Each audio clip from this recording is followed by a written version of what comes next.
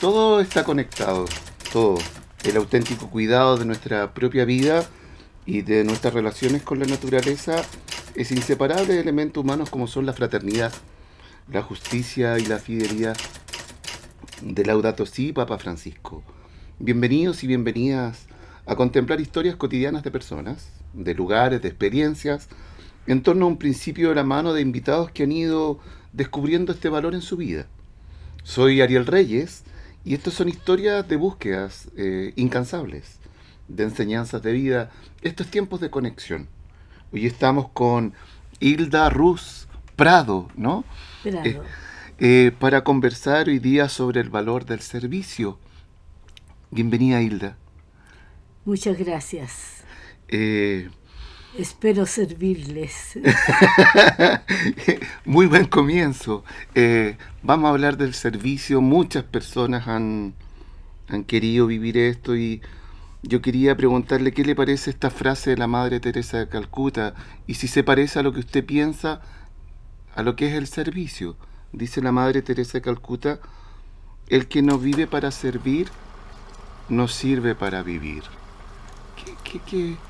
¿Hay algo de eso que se relaciona con lo que usted piensa de lo que es el servicio? Sí, totalmente, y pienso que el servicio debe ser con amor. Si no es con amor, no está todo el servicio, porque el que se siente servido también tiene la capacidad de apreciar si está considerado bien, si hay un acercamiento, una comunión con la gente que le está sirviendo, o le están sirviendo como por obligación. Lo importante es que se sienta servido porque llama la atención para un acercamiento, una relación mutua. El servir es para acercarnos, es para entender Sí, que alguien que está entregando algo lo está haciendo desde el amor y el otro también tendría que ver que viene de esa manera. Eso es natural. naturalmente tendría que ser eso. Eh, Para sentirse bien mm. y feliz y realmente servido. Acá tengo otro autor, a ver, que para poder ir armando el valor del servicio. Dice, nadie ha llegado a la cima sin haber ayudado a otro a subir. Tendrá que ver eso con el servicio, ¿cierto? Porque, ¿qué le parece a usted? La leo de nuevo. Nadie ha llegado a la cima sin haber ayudado a otro a subir. ¿Qué le parece? Naturalmente, ¿Mm? porque la persona que no sabe servir, no sabe ayudar a desarrollarse a los demás. Usted fue aprendiendo eso en el tiempo. Sí, Usted fue aprendiendo eso en el tiempo. Estamos muy contentos de que nos acompañe hoy día. Estamos muy contentos porque queremos aprender de su vida. Queremos aprender también de la historia de su vida. Cómo usted fue viviendo, cómo fue reconociendo este valor del servicio, cómo ha ido ayudando. La escucho recién, antes de comenzar el programa, de que lleva muchos años ayudando a otros que también se puedan desarrollar. Bueno, vamos poco a poco armando esa historia para poder entender lo que es el servicio de lo es que que usted ha la hecho. vida, en realidad, la experiencia del vivir hace que uno descubra que el prójimo, sintiéndose bien servido, disfruta, es alegre, siente felicidad. Y si está triste, eh, como que recibe un consuelo. Y entonces se siente agradecido de eso. Ok, entonces vamos, Hilda, vamos al pasado. ¿Sí? Mira, esta es una radio, y no es tan antigua, ¿verdad? Pero nos quiere simbolizar como estos momentos que nosotros vamos a ir pasando. Lo primero que vamos a hacer, vamos a ir al pasado. Entonces te invito a apretar acá el tercero ¿Sí? para que nos vayamos, ese mismo. Nos vamos no sé cuántos años para atrás, ¿ya? ¿Sí? Y, y si pudiéramos empezar a mirar el valor del servicio, hay personas que se te vienen a la memoria que te empezaron a enseñar lo que era el servicio, lo que era servir, esto de poder a lo mejor agradar a otro, de poder lograr que el otro se sienta acompañado. Eh, ¿Recuerda algún lugar, a lo mejor en la infancia, en la adolescencia, en que hayas tú empezado a experimentar este valor del servicio? Especialmente A ver, en el hogar, en la casa. ya, a ver. El padre y la madre siempre al servicio de los hermanos. ¿Dónde fue eso? Ya. ¿Dónde ocurrió? ¿Dónde naciste? ¿Dónde? Bueno, yo Ah. nací por casualidad en Huacargüe. Huacargüe, ¿dónde queda eso? Huacargüe es la quinta región, la región de O'Higgins, Ok, hacia la costa. ok. Sí, ¿Ya? es un lugar de campo maravilloso. Y mis padres estaban ahí por circunstancias muy especiales, porque mi mamá era hija de un veterano del 79, ¿no? Muy estrictos, muy rígidos. Entonces, mi abuelito pensaba que los hijos de Ya. ellos eran de ellos Ok. y tenían que, por ejemplo, el primer hijo de mi mamá tenía que ser de ellos y todos los hijos en general de los abuelitos. Entonces mi mamá, que tenía el carácter casi de mi abuelito, dijo: no, yo me he casado para tener hijos, pero míos y de mi marido, y tener una familia.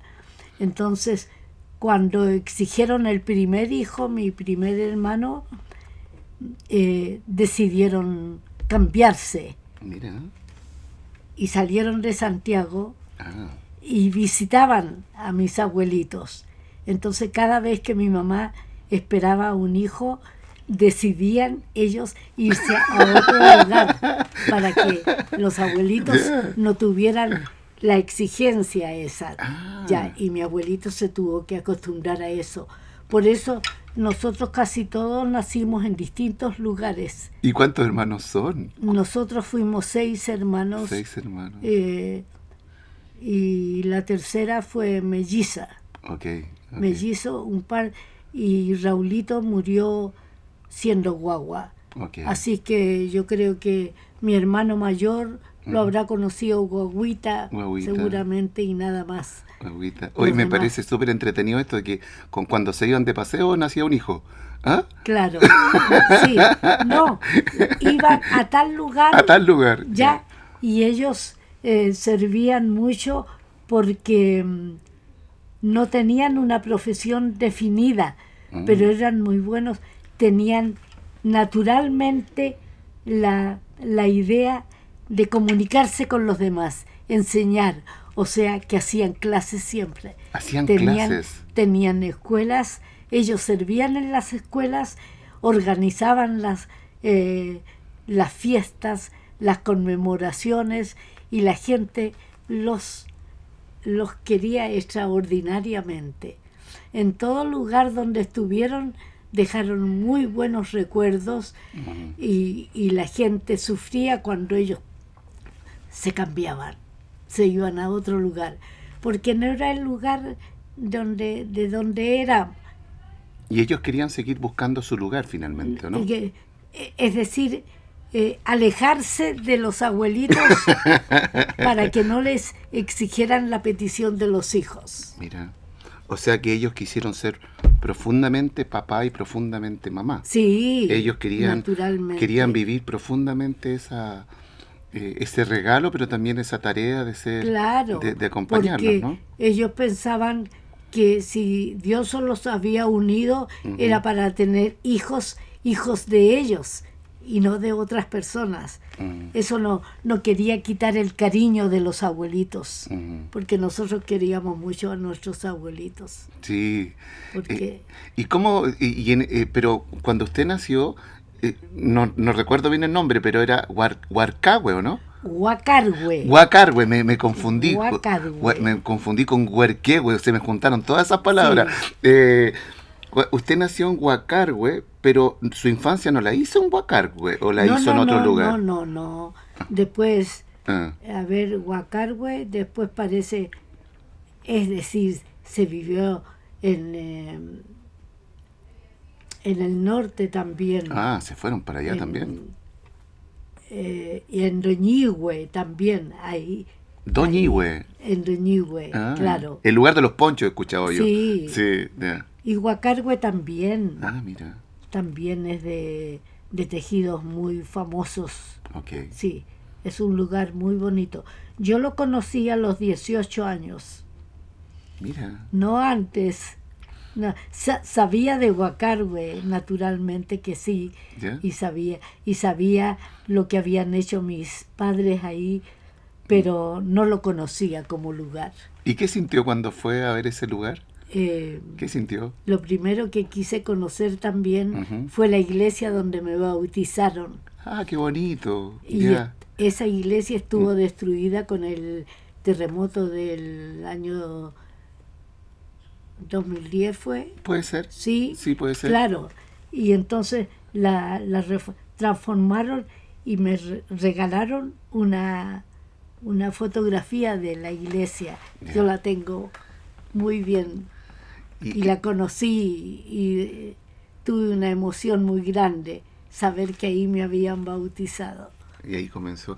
Y desde siempre, desde ese momento, su familia también quiso llevar una vida cristiana, una vida así apegada también a Dios. Sí, naturalmente. ¿Qué hacían sus papás? Rezábamos el rosario todos los días. Ah, todos los días. En familia. Ah. Sí.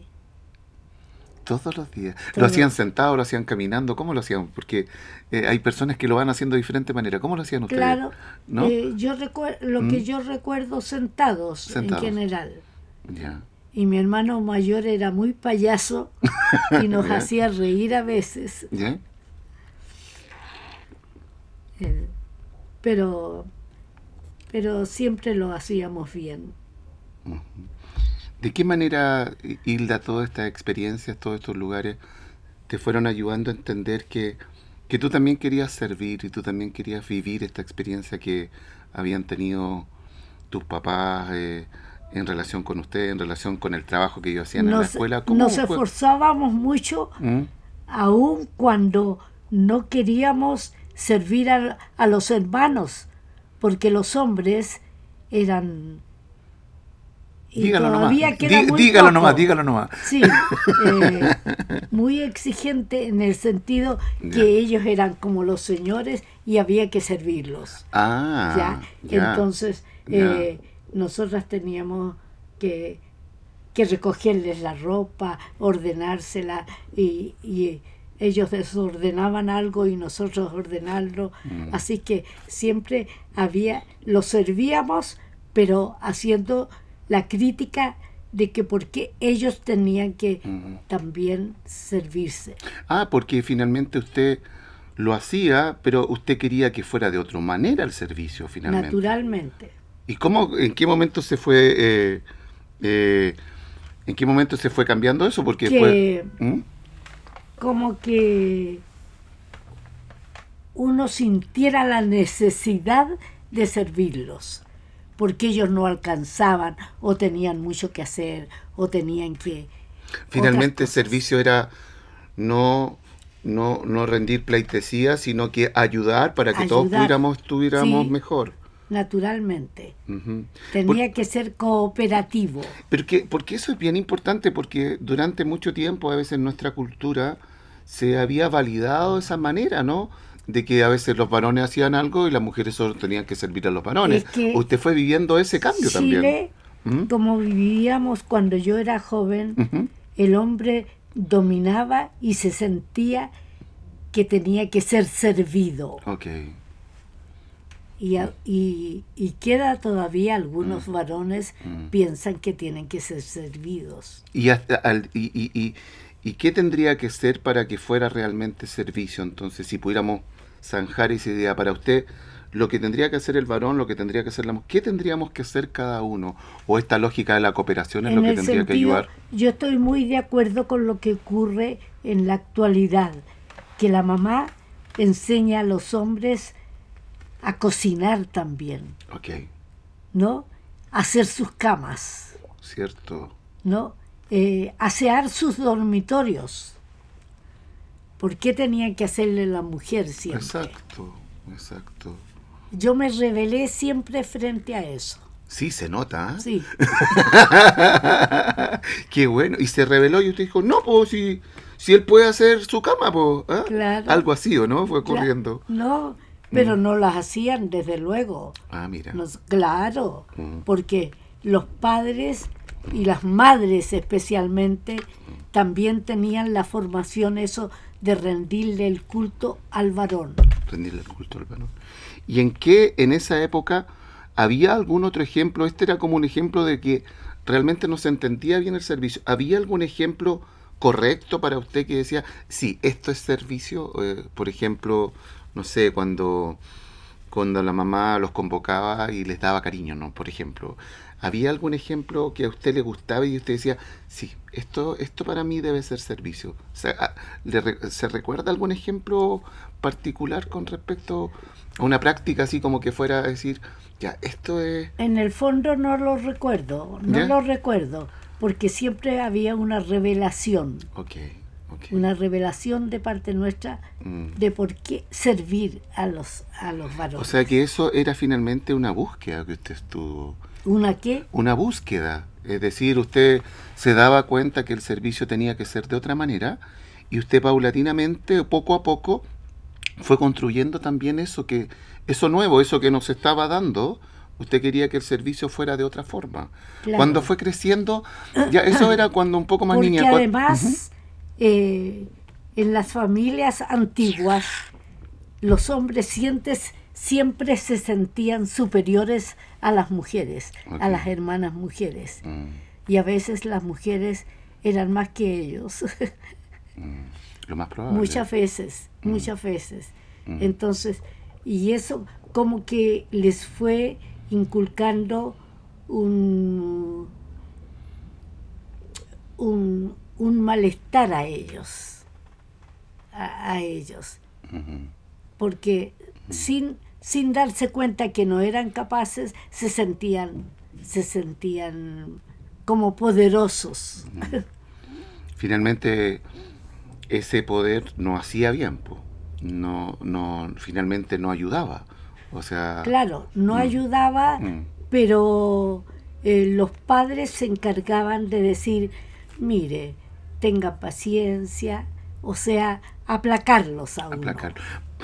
10 años después de eso, 20 años después de eso, ¿cómo fue usted, o qué experiencia, me imagino que usted a lo mejor fue buscando y decir, mira, yo quiero servir de esta forma? ¿Le tocó salir de la casa? ¿Le tocó ir a otro lugar? ¿Cómo fue? ¿Qué pasó después de que partió de la casa? ¿A dónde se fue? ¿Qué fue a estudiar? ¿Qué fue a hacer?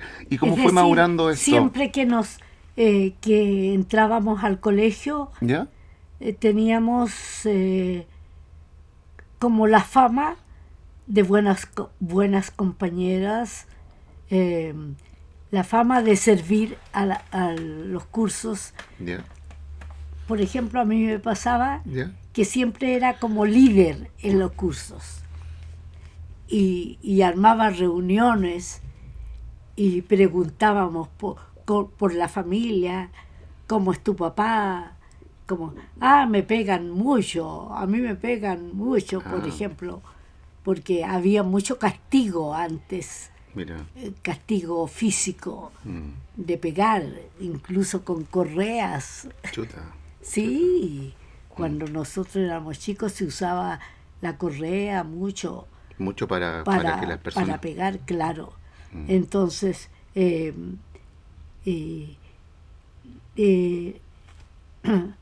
no lo aceptábamos, pero fuimos comprendiendo que con la palabra, con la comunicación, había mucho mejor comportamiento. Qué importante, o sea, usted en el colegio finalmente y cuando fue creciendo, fue buscando esta manera de servir y esta manera de ayudar. Usted fue construyendo una forma. Si había papás enfermos, todos rezábamos por el papá o la mamá enferma, o por el problema que había de algún hermano, ¿no? Alguna necesidad. Siempre buscábamos los problemas que podrían afectar a la familia. O sea que servían por medio de la oración. Sí. Y servían por medio de la conversación, por medio del diálogo, y andaban buscando hacerse el bien. ¿Terminó el colegio, Hilda, y a dónde después vivió? ¿Qué hizo después de eso? Después de irse del colegio, ¿dónde se fue? ¿Qué le tocó vivir y qué fue descubriendo en torno a esto que va contándonos? Yo siempre, ¿Mm? bueno, la influencia de los papás tiene que haber sido, y creo que fue mucho de ellos, porque mis papás cantaban, los dos cantaban muy bien y nos gustaba mucho. Entonces nosotros siempre desde niños hacíamos fiestas en la casa. Armábamos escenarios. Qué bonito. Y telones, ¿ya? Y se corría. Con las cortinas, con Armando, con todo eso. Claro, se corría. Y ellos siempre estaban felices de la creatividad nuestra también. Los papás estaban felices de la creatividad. Y la amistad que había con el resto del público era familiar. Por ejemplo, asistían los matrimonios con los hijos. Mira, era un evento. Sí. Era un evento. En las casas. En las casas. Y a veces se llegaba sin aviso. y la mamá tenía que improvisar, claro, para atender, pero todo era con felicidad. ¿Y a ellos les gustaba la música? ¿Y a usted también le gustó la música entonces? Naturalmente, desde niños. Cantábamos desde niñas. Yo cantaba desde muy chica. Muy chiquitita. Canciones sí, y con mi hermana. Yo tuve una hermana que lamentablemente murió muy joven, a los 15 años. Yo tendría 14, porque era un año de diferencia nomás. Ella fue la melliza. ¿Cómo se llamaba ella? María Adriana. Qué bonito. Mi mamá se llamaba Adriana. Sí, María Adriana. Sí.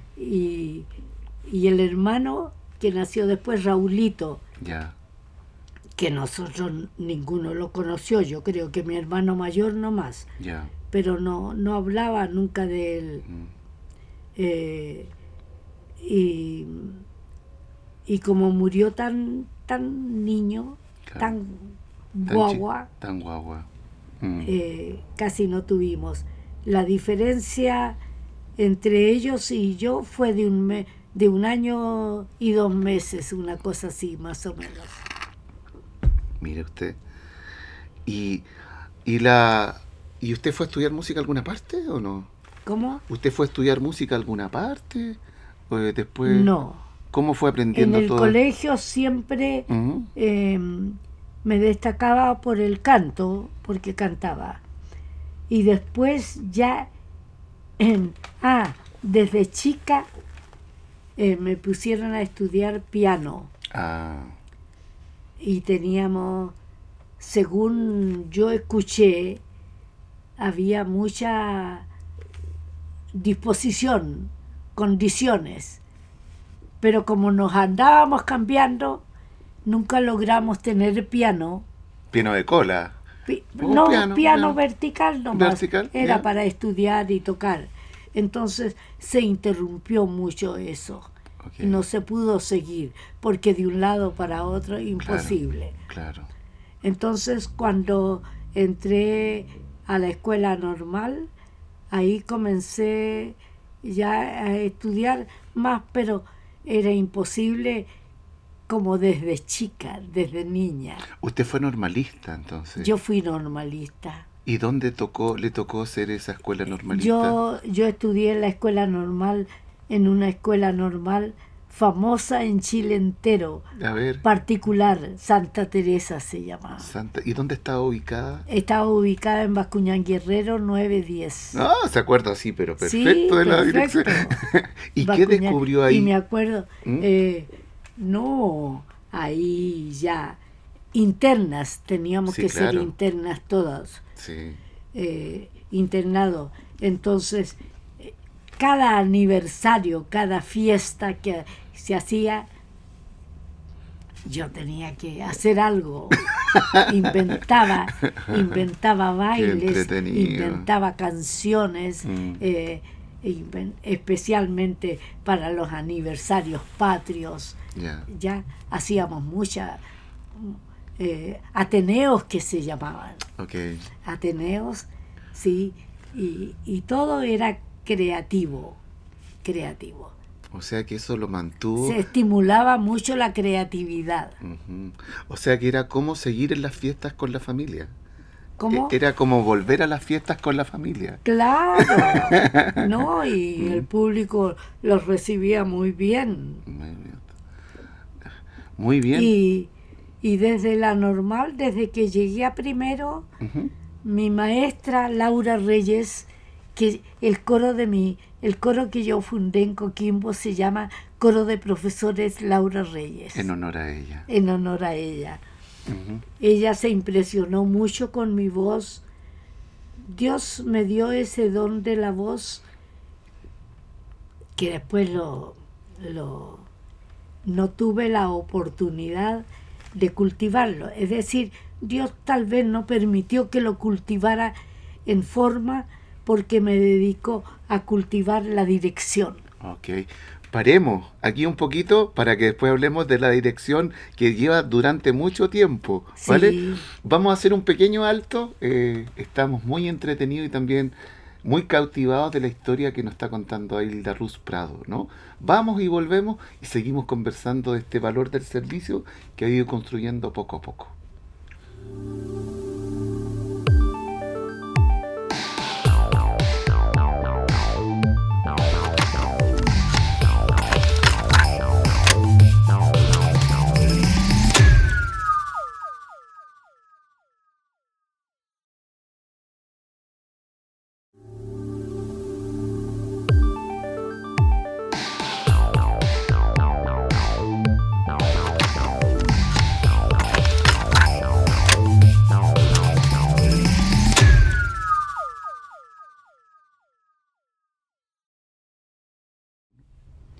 Muy bien, bienvenidos de vuelta. Estamos acá en tiempos de conexión hablando con Hilda Ruz Prado sobre el valor del servicio.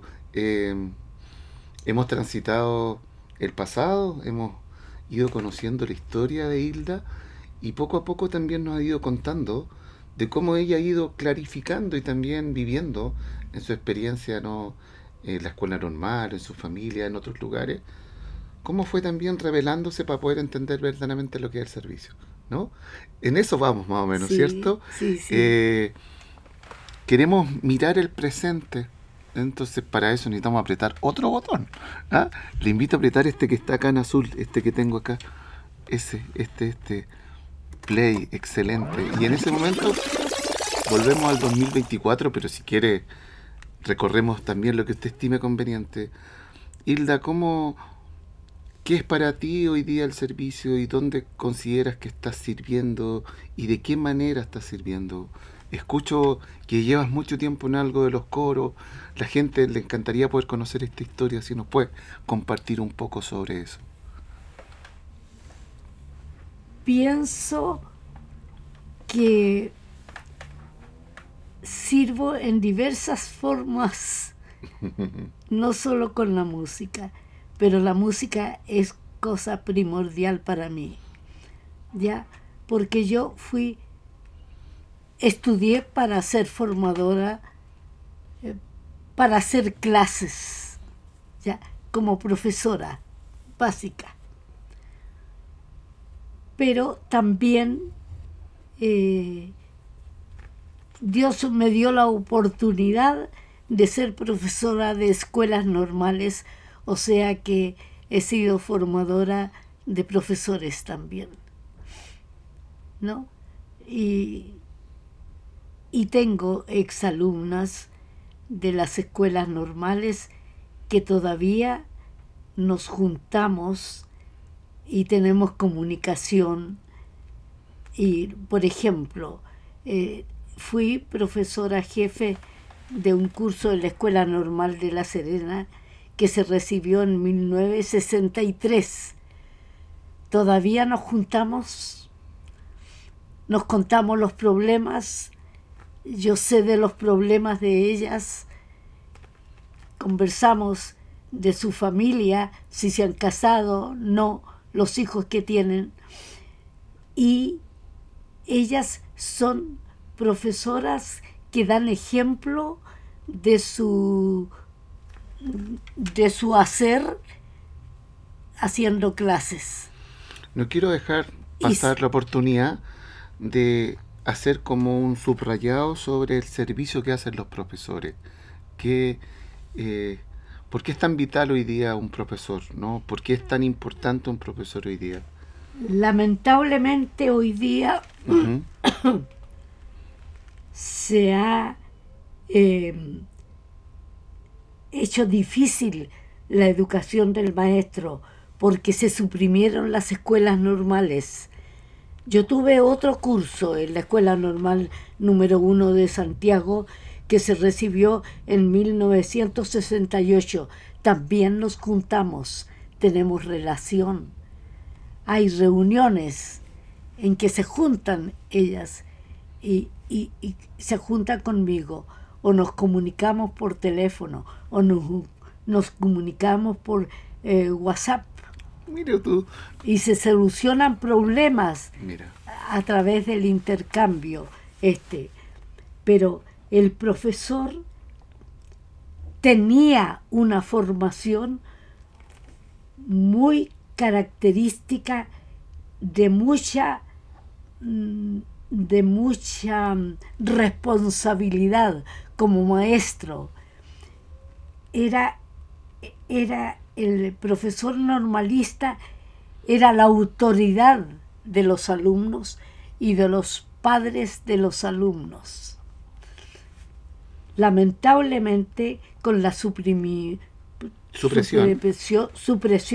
de las escuelas normales que se hizo por desconocimiento, por ignorancia, fue ya un pecado mortal para mí.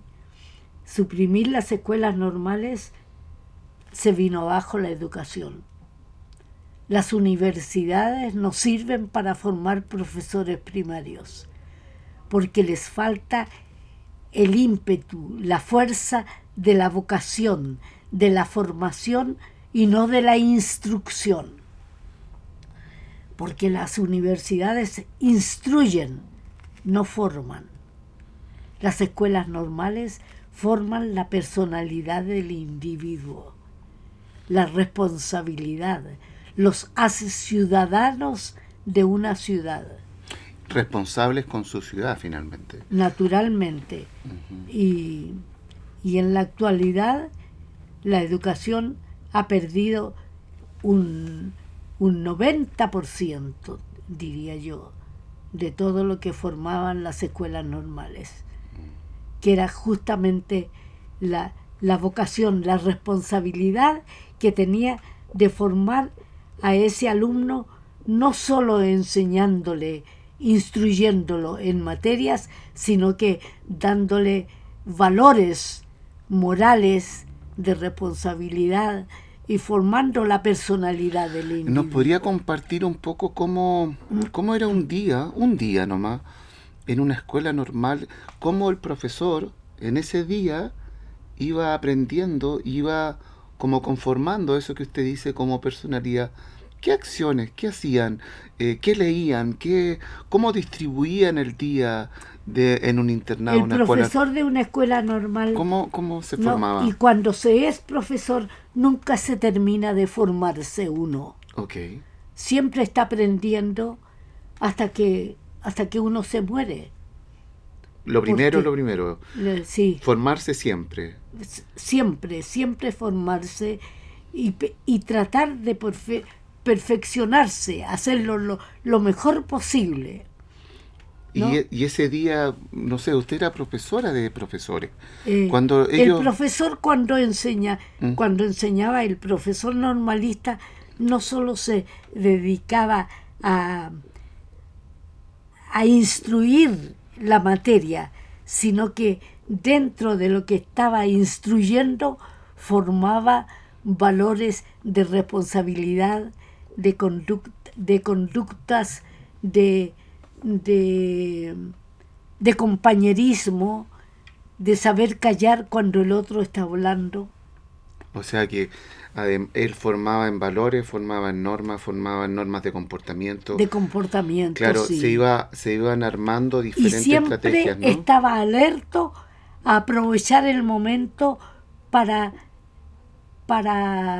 dar mayor formación y responsabilidad al alumno. Claro, Por eso los alumnos de escuelas normales claro, salían formados excelentes profesores, claro, porque seguían a sus maestros, claro. ¿no?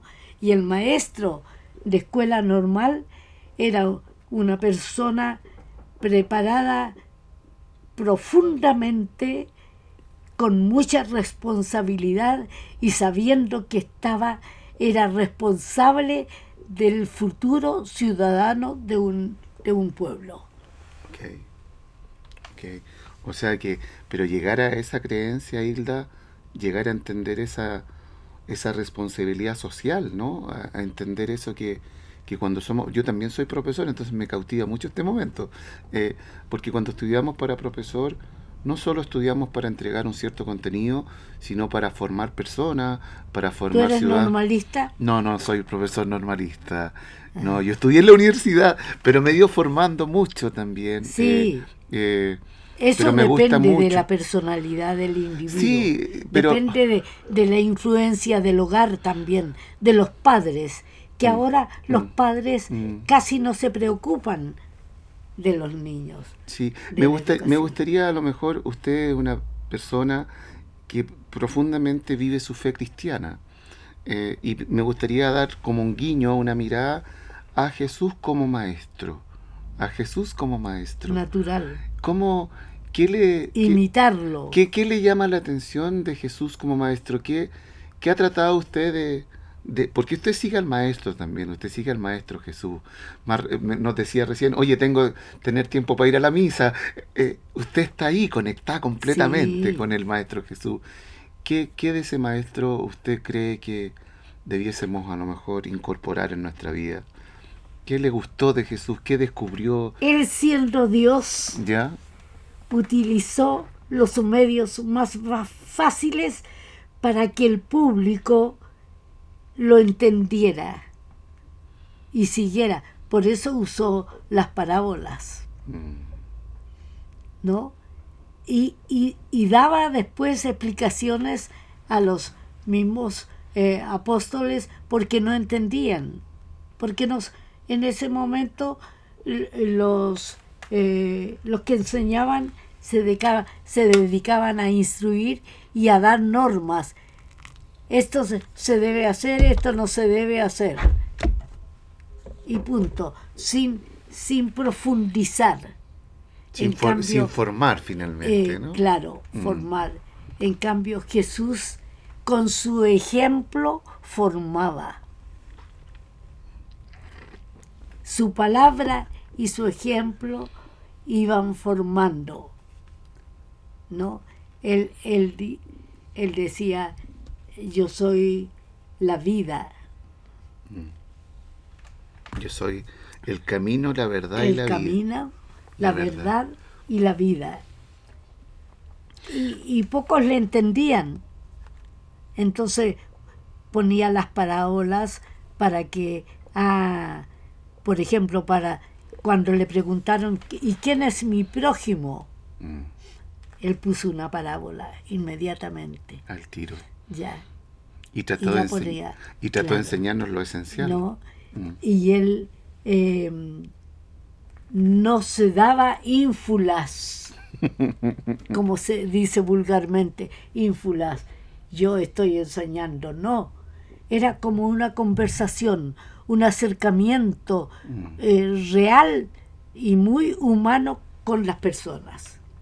Eso le cautivó. Y se preocupaba de ellas, se preocupaba si tenían hambre, si estaban cansados. Eso es lo que hay que hacer nomás, entonces. Sí. Me llegan unas fotos de de usted. Aquí hay una foto que parece, estamos acá en la Catedral de San Bernardo y aparecen otras con... Y usted es la persona que está dirigiendo ese coro, ¿no? Claro, claro, ¿Sí? sí, sí, Y sí. usted, ocupando la misma palabra que hemos estado ocupando estos últimos minutos, ¿usted cómo ha ido formando todas estas personas? Porque son más de 20, son más de 30, son más de 40. Sí, ¿Cómo? son dos coros. Son dos Dos coros. coros que yo empecé a trabajarlos, es decir, yo comencé cuando me recibí ¿Ya? con un coro de obreros. Mira usted. Ya me ¿Estamos llam- hablando del norte todavía? ¿Estamos en el norte con ese?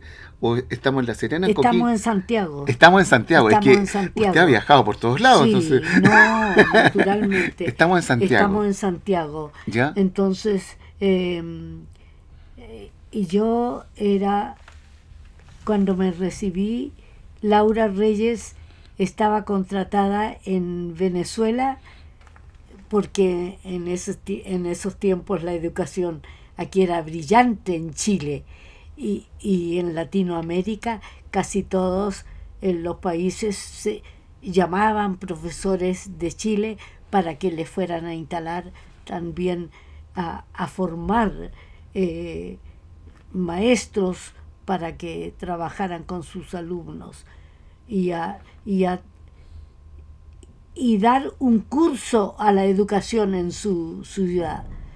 Entonces Laura Reyes estaba allá y yo me quedé en la normal reemplazándola siendo alumna Ya, mira. para dirigir los coros, inclusive nos recibimos y yo dirigiendo los coros porque Laura no estaba. No, cuando ella llegó inmediatamente me señaló que yo iba a ser su secretaria, Ya. porque ella venía a dirigir la música también en Chile.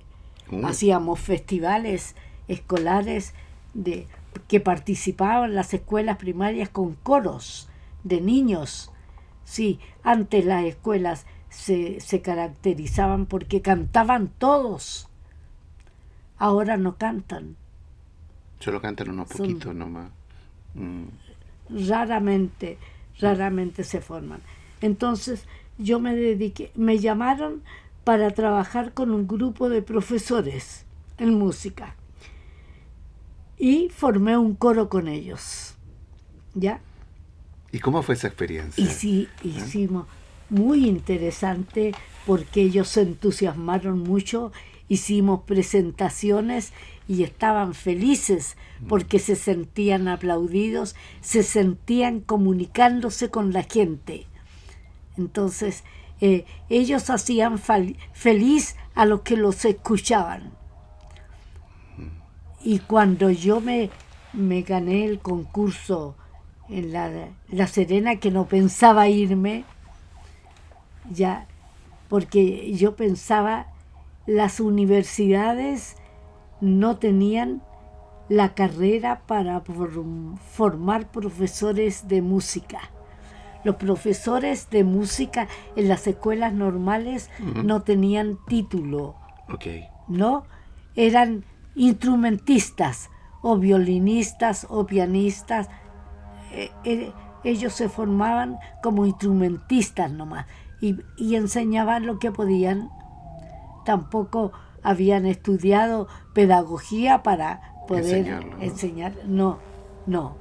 Entonces se produjo la vacante en la normal de La Serena y yo era secretaria de Laura Reyes y Laura jubiló y quedé trabajando en la dirección de escuelas normales del país con el maestro, el jefe era Domingo Valenzuela.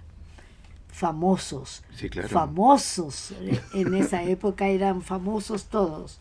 Entonces, yo no me había presentado para La Serena, porque pensaba que las universidades tenían que formar profesores y ser alumna de una escuela normal en la universidad. Entonces, don Domingo me dice, Hildita, ¿y usted no se va a presentar a la escuela normal de la Serena? No, pues don Domingo, si mi vida está en Santiago, en fin, aquí tengo... Pero eso le serviría de antecedente y usted estaría muy bien, porque a propósito, el concurso no se resolvía. No se resolvía. Entonces me dijo, tiene que presentarse. Es su momento. Ya. Tanto me dijo que yo hice mis papeles, me presenté. Dije yo, no pensé que iba a quedar de ninguna manera. Entonces, el concurso duró casi 3 años y no se resolvía, porque el contralor de ese tiempo rechazaba a la persona que estaba concursando. Que estaba, claro, que señalaba el Ministerio de Educación, votaba por una persona y el contralor decía, hay otras personas que tienen mejores antecedentes y debe ser nombrada. Bueno, y se demoraba y no se nombraba profesor. ¿Por qué? Porque en La Serena estaba Jorge Peñajén, un gran músico chileno y nortino, que estaba formando su conservatorio en La Serena y necesitaba una profesora de canto, no de música, sino que de canto, que enseñara a cantar. Entonces, la persona que postulaba tenía que tener esa característica. Claro. Tenía que tener esa característica. Y esa persona concursó a la escuela normal. ¿Por qué? Porque no había profesores con título. Y a ella la asignaban porque ella era la que necesitaba a Jorge Peña. Ya, y la directora de la normal también la apoyaba, porque todos admiraban desde luego a Jorge Peña, que fue famoso en el norte, y lo mataron después. Chuta. Fue terrible. Ya, entonces el contralor decía, la persona que señalaba la selección y formaba la terna trabajaba en enseñanza normal, desde luego. Era una persona muy distinguida y de muchos años de servicio, con gran experiencia. Y un día me dice, Hildita, ¿por qué no pides una audiencia con el Contralor de la República? ¿Pero por qué? Le dije. Te voy a decir algo que no quiero que tú lo repitas, ni lo digas jamás. Que en paz descanse ella. No vale. ¿Qué pasó? Es que la persona que el Contralor señala que reúne mayores antecedentes eres tú. Y a ti, si tú sales señalada por el Ministerio de Educación, a ti te van a nombrar. ¿Por qué no hablas con el Contralor? Pide una audiencia. ¿Y fue a hablar con el Contralor o no? Fui. Ya. Pedí audiencia hoy, me la dieron mañana. Wow. Hice una carta cortita y fui a la entrevista. Me hicieron pasar, me saludó el Contralor y le digo, yo soy Hilda Ruz Prado, he postulado al concurso. Le dije, traigo esta carta que decía muy breve. Su experiencia, lo que usted claro. Entonces él tocó los timbres, pidió los antecedentes del concurso, se los llevaron, ojeó, se paró y me dijo, le deseo mucho éxito y felicidades, porque usted es la persona que debe ser nombrada en la Escuela Normal de La Serena. ¡Wow! ¡Tu! Claro.